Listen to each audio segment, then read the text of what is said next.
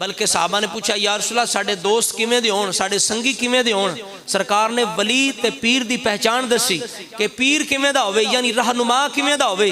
फरमाया जिन्हों वेखो ते रब याद आवे, जिन्हों वेखो ते रब याद आवे। रब ओनू वेख के याद आंदा है जेड़ा सुन्नत रसूल दे अंदर अपने आप नू रंग लैंदा है, जेड़ा हुजूर दी सुन्नत लक़द काना लकुम फी रसूलिल्लाह उन्हें लिट्टां रखियां होण ते दाढ़ी मुन्नी होवे ते गजरे ते कड़े पाए होण ते दसो नबी याद आवणगे, हुजूर दी सुन्नत याद आवेगी? बोलो, हजूर दा तरीका याद आवेगा।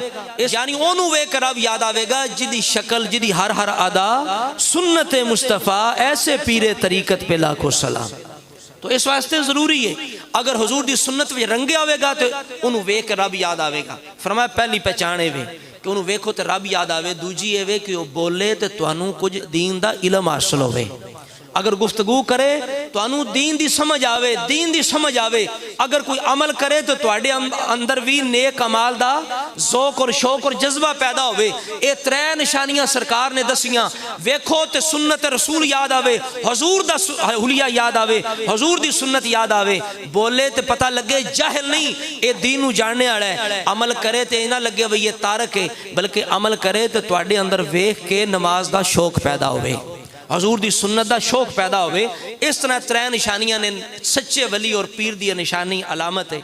लेकिन आजकल निज़ाम इतना बिगड़ चुके हैं।